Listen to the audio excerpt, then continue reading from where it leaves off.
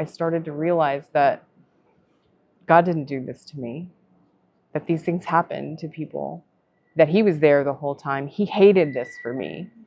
And that kind of changed everything. And we got baptized together before we got married. It changed my life. And it has changed my life in so many ways in the struggles I faced since that time. Fire and water me, going down deep. Sing, oh, oh, bury me, carry me, oh, oh, far beneath, oh, oh, fire and water me, watching me sink, everything free, yeah. Oh, everything free, down to the river.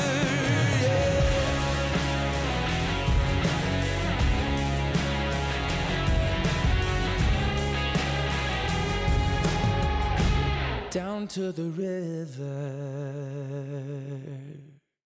Hey everybody, we are here with a special co-host, my buddy Vaughn, at the National Law Enforcement Museum in Washington, D.C. We're out here honoring and recognizing National Police Week, so we figured what better way of doing it than some episodes of Sheepdog and Shepherd. So why don't you tell everyone who you are? Hey, I'm Vaughn Kleem. I'm with Force Science. I'm the director of the Consulting and Communications Division at Force Science. We're involved in most of the high-profile police shootings in the country. We're litigation consultants, so we're out there ensuring that the jurors and the judges remember there's a human behind that badge. So thank you for having me. And today I know we're focusing on our relationships with Christ and how that has affected our careers, our personal lives, our relationships, particularly in law enforcement. So thank you again for having me. So I called Vaughn up because I had this vision about a year ago before I was inducted into the Hall of Fame of a bunch of guys coming together for an evening of brotherhood and prayer. And I thought Vaughn was going to talk me out of it and tell me that I was crazy. And instead he said, when and where are we doing it? I'm in, and came out. And it was a really powerful experience. And so gotten to meet some incredible people over the years, and you two are among them. So I've gotten to share your stories individually, but we've never done this together. And I figured what better way than on Sheepdog and Shepherd, where we talk about God's hand in law enforcement. So why don't you tell everybody who you are, and let's talk about how you came together. You're up. Well, as you well know, I am Sherry Graham Potter. I am the surviving spouse of Timothy Graham from the Pima County Sheriff's Department, who was killed in 2005 during a foot pursuit where he was struck and killed by a vehicle. And you knew him as well. I did, briefly. At the time, I didn't know it. I was a firearms instructor a long time ago, and he happened to be one of the students that came through our academy. So I remember the name. Sometime after that, the name came across in front of me again. I actually flew one of our helicopters over his burial ceremony, unknowing his relationship with Sherry at the time. So Sherry, I want to dive a little deeper into this because our audience isn't necessarily law enforcement or even the families. And so I think sometimes it's easy to see images, faces on the news, but not understand the implications of the impact on the families. Can you talk to me about the day that you got the call? Yes, absolutely. It was actually a knock on the door, which Tim and I had talked about prior. Going into law enforcement, that is always a possibility. And I think when you marry a law enforcement officer, that's a discussion that needs to be had. We did talk about that. He told me that I would be getting a visit in person from probably someone in his command. They were trying to beat the news cycle at the time, and so it was actually two gentlemen in polos that came, and unmarked vehicles that came to my door, and I had a small argument with them, thinking they were Jehovah's Witnesses at the time, and so it took a little time for them to talk their way into my house. But that moment, that opening of the door, I was unknowingly opening a door to the absolute shattering of my world. Tim and I had only been married about a month when he was killed. I had two young sons from my first marriage who had created a very strong relationship with him. And so it was devastating for my family. It turns your world upside down. And on top of that, there is the media. It was kind of a sensational event to begin with. There was a cab driver that pulled over to try and help Tim when he was struggling with the perpetrator. And so all three of them were killed in the incident. So it was a media circus. I had very, very little understanding of law enforcement, the law enforcement family, the law enforcement culture at the time. And so I was woefully unprepared for what was to come.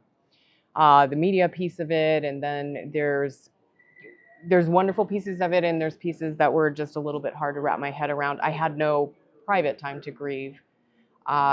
It was a huge spectacle. His burial, the police came in, his department came in, and they sort of did everything, thankfully for me. They put everything together. They were wonderful. The community was wonderful, but it was so overwhelming. It was so overwhelming in so many good ways, but it was very hard for us to find a lot of private time to grieve and to just sort of digest what was happening to us. The first time I saw the images from the funeral, do you mind if we share those photos? Not. It was so heartbreaking because it was so raw and authentic. How did you get through that day? Oh my goodness. My children. I think I got through the event because of my children. They gave me a reason to get up every day.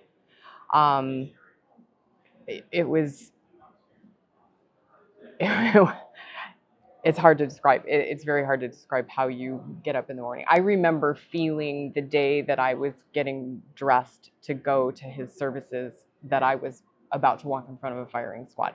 That's the image that was in my brain because it was the last goodbye for us as a family. And you get through it that way. I had not resumed a relationship with Christ then. It was actually through Chris that I did that. I wish I had had that piece of it because I think I would have grieved in a very different way. And so it is the story of us where my relationship with God and with Christ came to fruition, and it's us that has carried that forward. And I see pieces of Tim in that all the time. So Chris, what was God doing in you? And where did this all go, and how did you guys come together? Well, so Sherry and I knew each other in high school. We hiked, we skied, we four-wheel drive. We did a lot of stuff together in high school, but we were never romantically linked. It was just, it was a good friendship. Post-high school, college, military, we kind of lost track. We'd maybe see each other somewhere out in public, and then it was just a brief encounter where we might hear each other's names. I came back, I started working for the police department. Tim was with the sheriff's department, our sister agency. In 2005, I had gotten a text message or a phone call from a commander from the sheriff's department saying, "Hey, do you remember a girl named Sherry Schweitzer?" And I said, "Oh, sure, yeah." I said, I haven't heard from her in a long time. And they just, not a lot of background. They just said, "Hey, would you mind giving her a call?" Didn't tell me what the reference was. I said, "Oh, absolutely, sure." Got the phone number, called, said, "Hey, Sherry, it's Chris." And she goes, "Oh, it's good to hear from you." I said, "Oh, it's great to hear from you. How are you?" Exchanged some pleasantries, and she asked, "Do you read the local paper?" I said, "No, I don't read the local paper. I don't watch the local news." She goes, did you hear about the deputy that was killed a couple weeks ago?" I said, "Oh, absolutely." I said, I flew the ceremony for that. And she goes, "Well, that was my husband." And so I just said, "What's your address? I'll be there in 5 minutes."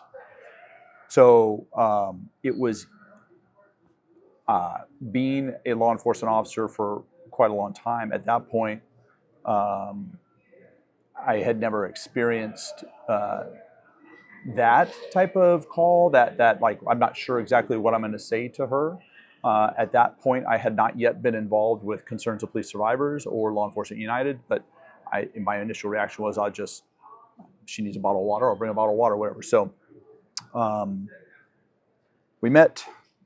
It was like we hadn't stopped talking. It was easy to talk. I think she felt comfortable with a high school friendship. And so it initially just started out with me just helping her and her mom and the kids for months. If they needed something at the store, if they needed something fixed around the house, I could tell Sherry was not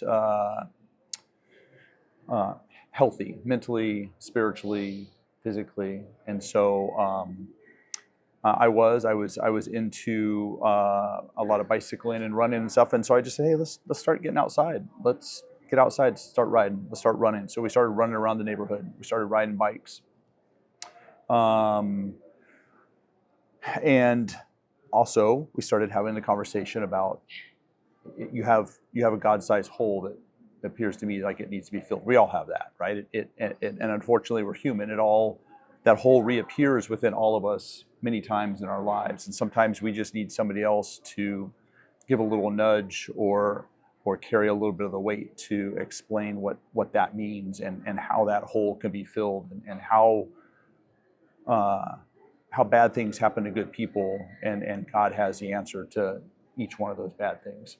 Sometimes we expect it to be on our timeline, but I think once we understand God's timeline, we can look back and we can see how that timeline happened exactly as it should have. But we have to have that God perspective in order to understand the timeline.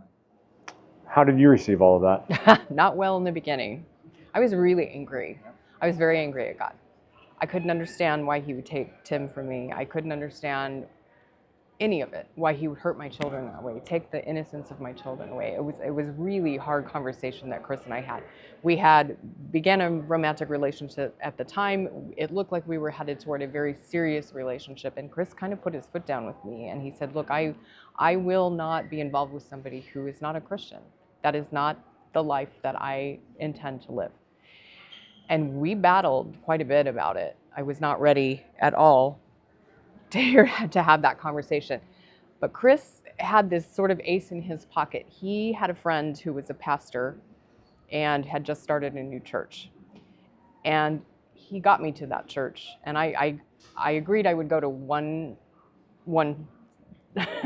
service. And I don't know if he had a conversation, his name is Terry, the pastor there, with him, but everything Terry said resounded with me so much. I grew up in the Methodist church, but I never really learned anything about the Bible, and so this was a teaching church, and to hear a pastor talk about his struggles, about his missteps, where he blew it in his life, it resonated so much with me because I never felt like I was good enough to be sitting at a church pew. I had made many, many mistakes in my life, but so to hear that, and there was a law enforcement piece to it too, it just really resounded, and it turned me around in just one teaching. It was absolutely astonishing. So we started taking my kids who had not been churched at all, and things just started to change. I started to realize that God didn't do this to me, that these things happen to people, that he was there the whole time. He hated this for me. And that kind of changed everything. And we got baptized together before we got married. It changed my life. And it has changed my life in so many ways in the struggles I faced since that time. It changed the way I look at struggles.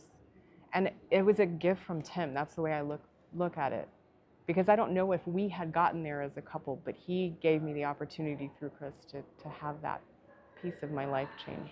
It's incredible. Yeah, I was listening and I heard two things. You said you weren't good enough to be in church. And isn't that like the mistake we all make? You know, it's like, but he's good enough. Like that's the whole point, right? And when do you finally hear that or realize that, right? And I heard the God-sized hole. And I think we always think, and we've talked about every moment of our careers, we're men and women still in need of a savior, right? That God-sized hole is us needing that savior. But I also heard that God-sized hole is us needing a comforter in your moment, needing a counselor in your moment, needing somebody to make sense. We think I need salvation. Well, we're still here in this world, this imperfect world, and we need to know that God personally, which you got introduced. Thank you, Oh Chris, for gosh, introducing every day. her. Yeah. Every day. But that's what it took. It's like he wasn't trying to fix you. It doesn't sound like it. No, not at all. But he knew what I needed. I didn't know what I needed. I needed all the stuff of the world in my mind. but it was getting me nowhere. It was I was insufficient, not right? healing. I did not heal until I got into church and I reestablished a relationship with Jesus, and that changed everything for me. And how hard was that for you to watch? I mean, you're watching her on her own devices, struggle under her own power. Yeah, I think it was a pivotal moment for me in the fact that like I had developed significant feelings for her, and I could see that it could be something for the rest of our lives. But at that point in my life, I had gone through a divorce and knew that I wasn't doing what I should have done. Like I feel like I should have been a better partner in that marriage, maybe and done things correctly. But that was in the past, and I knew that going forward, I was not willing to make that mistake again. I was going to really dedicate myself to trying to follow what God wanted me to do, and knew that if I had somebody else in my life that wasn't willing to do that, then that would disallow me to do that. And so it was a pivotal point. Basically, I was just like, I mean, it was a Friday, let's say, and I said, "Are you willing to walk this walk with me? Because if not, I don't think that what we believe we have is going to work." And I think she basically said, "Well, maybe it's not going to work. I need some time." And I walked out the door. Yeah, well, it's wisdom, right? You had learned that what you needed was to stop doing it under your own devices, right? The mistakes you made, you're like, and I see you pass that on saying, look, you want to know what my wisdom is? I don't have answers for your suffering. I don't have answers for your daily, Right. Those are just Band-Aids and distractions. But he had an answer, the answer that worked for him. And that's amazing he was able to share that. Then God gave you ears to hear it, right, on that day. There are a lot of people out here this week for National Police Week, or people who are watching all across the country, whether they're law enforcement and they're honoring one of their officers who they lost, or people who are watching who have lost a spouse, lost a child, and they are in that dark place that you were in. They're struggling right now. How do we guide them? How do we help them to soften their hearts to be able to learn about Christ? Ew, wow, that's a big one. The one thing we can't do is ram it down their throats. I think because of the way Chris's approach was so definitive, but also so gentle with me. He saw that I was suffering. Everybody who loses an officer in this way has a struggle, and unfortunately, most of them pick ways to cope with it that are unhealthy ways, just as I did. I think we can be there on the outskirts for them and lead by example, not necessarily talking to them, but living around them the way that helped us the most, if that makes sense. Absolutely. I think it's important to stress that if they have a relationship with Christ, dive deep, because that's the time where we need to dive deep into that relationship. Draw from that strength. Understand, either through your pastor, your counselor, your church group, your small group, that it wasn't God, that was Satan. That was not God destroying your life. That was somebody trying to throw a hurdle into your life to take you away from God. So draw on that strength, dive deeper into your church.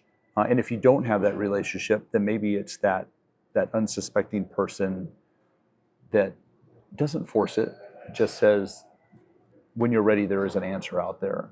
There is a solution, and it's waiting for you. He's waiting for you. What are you guys doing now? I know you're doing a little bit of support work for families. Oh gosh, a little bit.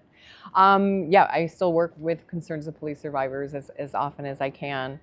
And I try to do what was done for me in terms of, as a spouse losing an officer, I put myself out there for other spouses as any kind of support that they need. And an example, I'm 20 years in, I remember being in that moment where I thought I would never live my life again, that I would feel the just grief that took me to my knees every morning when I woke up, that would never go away.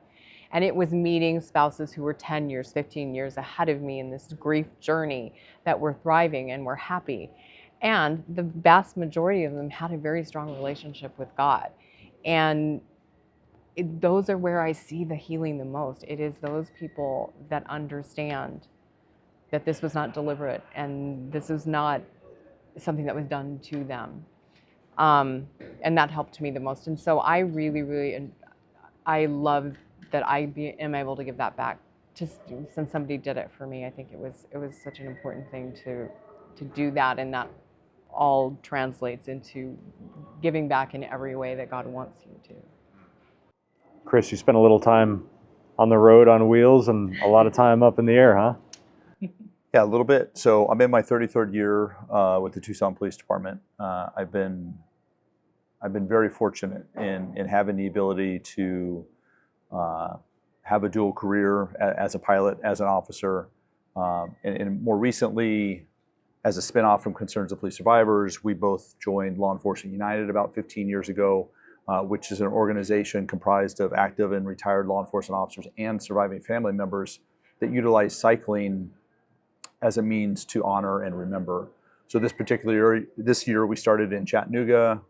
About 850 miles later, we ended up in Washington, D.C.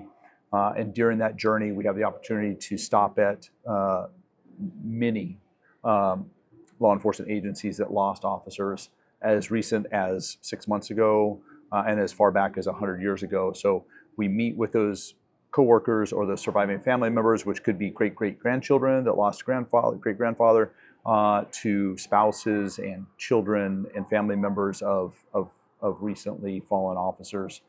And it's powerful. They see a group of cyclists from 10 or 12 different states that are willing to stop in their small town to take the time out to let them know that your family member made an ultimate sacrifice, and we've never met, we probably will never meet again, but we're just letting you know that you're part of this family now, unfortunately unwillingly, but you're part of this family now, and we're just here to honor your fallen officer and let you know that there are still people that will always remember that name and that sacrifice that not just the officer, but all the family members to follow have to bear. You know, there was a book I read years ago. It was called God Winks, and it was about the premise of the book was that there are no coincidences in life. It's God winking at you, telling you're on the right path. Kind of like when we would sit at the table when we were kids, and your grandpa would sit on the opposite end, and he'd kind of give you that wink, and you know everything was good. I think a little God wink just happened here. You know who lives in Chattanooga? Guy behind the camera. Oh. Who got saved last week. Oh, congratulations. Wow. So what are the chances that from Tucson, you end up starting in Chattanooga? Wow. And there he is. Amazing. So, parting thoughts, brother? No, I'm hearing the same thing. We're all the same lessons we're all having to learn, which is, you know, you said you leaned on your kids, and that probably wasn't sufficient, right? We lean on our husbands, our spouses to get through life, and we realize that's not a promise. You know, the promise is a relationship with God. That's the eternal promise. That's the foundation. And when you have that, then those tragedies can be put right back in that perspective. They suck. They're hard. But the foundational relationship with God is still intact regardless. And it sounded like you came in and were like, look, let me share with you what works for me. Let me show you my foundation, because that's what I want to offer you. And together, you know, you guys have made an amazing couple doing amazing things now with that new foundation. So yeah, congratulations. Thank you. Well, and it's not just me. I have to say that, right? I mean, she's grown. Sherry's grown into a very powerful advocate, right? And she has people within her own side of the family that she has tried to extract. Because there was no doubt about it. There was a lot of people in her circle that resented her for having this newfound direction. That somehow something went wrong with her because she decided to make God a priority in her life. And so she had to fight that fight too, and she's done a wonderful job directing. I mean, we have one of our children sitting right over there that you know, is a testament to what God can do in young people's lives. And so it's more important than we know. We never know who might become affected by us just opening that door. Guys, love you tremendously. Always have, always will. Brother, great co-host. Appreciate you guys. Oh, thanks so much. Big shout out to the National Law Enforcement Museum. Thank you guys so much for hosting us. If you've never been out here in beautiful Washington, D.C., the museum is right across from the memorial wall where the names of tens of thousands of officers who paid the ultimate price are engraved. So, guys, thank you so much for being on. Thank you for having us. Thank you for sharing this video. God bless you all. God bless America. There's one part of almost every building that intruders target first: the glass. Even $1 million in locks and cameras won't matter if someone can break through a window in seconds. Our 15 mil security laminate reinforces your glass, buying you time when every second counts. Whether at home, at school, or on the job, if keeping your people and property safe is your priority, this is something you can't afford to overlook. Call today for your free security consultation. And to make things even better, on any project over 250 square feet, we'll donate $1,000 in additional laminate, because your safety matters to us.